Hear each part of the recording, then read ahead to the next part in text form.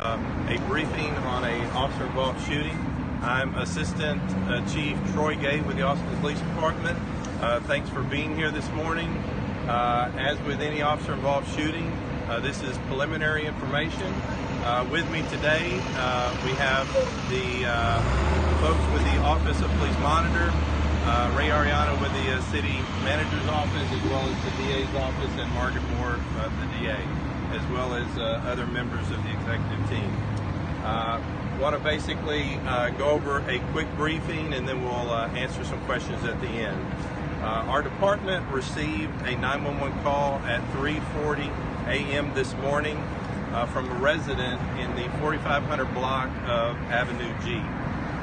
The call was dispatched at 3:42 a.m. As a burglary hotshot. The officers had information that there were an individual that had broken into the residence.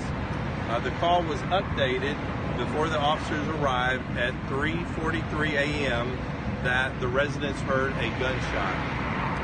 They also updated the call that the individual was inside the residence at that time. The officers arrived on scene at 3:44 a.m. This was approximately 4 minutes after the call came into 911. The officers parked several houses away from the particular location in question because it was a burglary in progress with the suspect. As they were approaching the residence, there was an individual that was about to leave the residence in a vehicle. The officers gave commands. They announced Austin Police Department. They told the individual to stop and show their hands. At that time, the suspect shot at the officers. The officers then returned fire. The officers then pulled back in reference to make the scene safe.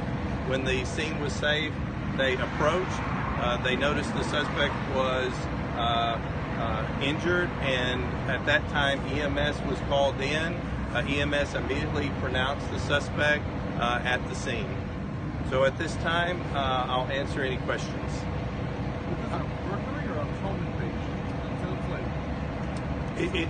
It did come in as a burglary hotshot.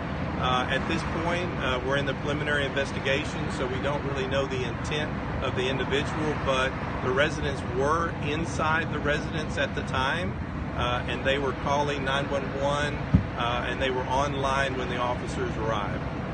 And who made entry into the home? The suspect did make entry into the home. The victims secured themselves in a closet in the residence, and they were in communications with 911 when the officers arrived. Did the people inside, did they have any contact with the person who came into the house? They did not have any contact because they stayed inside the closet, but they were updating 911 the entire time while the incident was occurring. And it was just one person, one suspect? Yes, at this time we believe there was just one suspect. And how many officers were involved? There were 2 officers that responded. At this time, we believe that just one officer returned fire.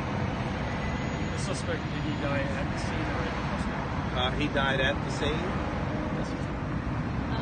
Did the suspect shoot inside the house, and that's why they called because they heard a gunshot outside? At this point, preliminary, we believe that that the suspect shot both outside and inside the house before officers arrived. Yes. Do you know what that suspect was shooting at? We do not know what the first shot. That the complainant did call and say that they heard a shot outside. They know that the individual came inside. At this point, we're still conducting the investigation, but we do know that the suspect did fire inside the residence. Was he shooting at someone? Was he shooting into the closet where this person was hiding? At this point, it's still early in the investigation, and not to compromise anything with the investigation. At this point, we just know that the suspect did shoot inside the residence. Did the suspect have anything when he was leaving the house? Had he stolen anything? Not that we're aware of. Last question. Can you speak a little bit, this is of course a little bit top of mind, the lack of a contract with the city, how that might affect sort of this investigation going forward in terms of transparency between the police department and the public in a situation like this? I don't think that the not having a contract is going to have a bearing on the investigation, as our department has and will continue to be very transparent and open with the community, and we'll work side by side with the police monitor as well as the DA as well as our special investigations unit. Does the police monitor have access to the scene today? Yes, the police monitor is here with me at this point. Thank you. No officers in.